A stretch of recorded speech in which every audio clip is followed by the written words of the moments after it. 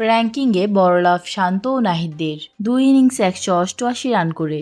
Test batting র্যাঙ্কিংয়ে 16 ধাপ এগিয়েছেন বাংলাদেশের অধিনায়ক। 649 রেটিং পয়েন্ট নিয়ে তিনি অবস্থান করছেন 24 নম্বরে টেস্ট ব্যাটিং র্যাঙ্কিংয়ে। তার আগে নেই বাংলাদেশের কেউই। ব্যাটারদের র্যাঙ্কিংয়ে বড় লাফ দিয়েছেন মমিনুল হকও। 2 ইনিংসে 50-র দেখা পাওয়া এই ব্যাটার এগিয়েছেন 16 ধাপ।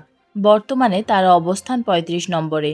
এছাড়া 2 ধাপ এগিয়ে 26 নম্বরে আছেন মুশফিকুর রহিম।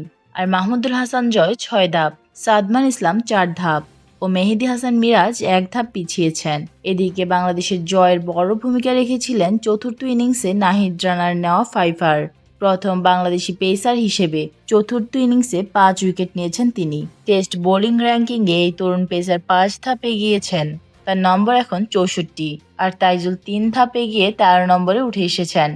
ক্রিকেটের সকল আপডেট পেতে আমাদের সাথেই থাকবেন। ধন্যবাদ।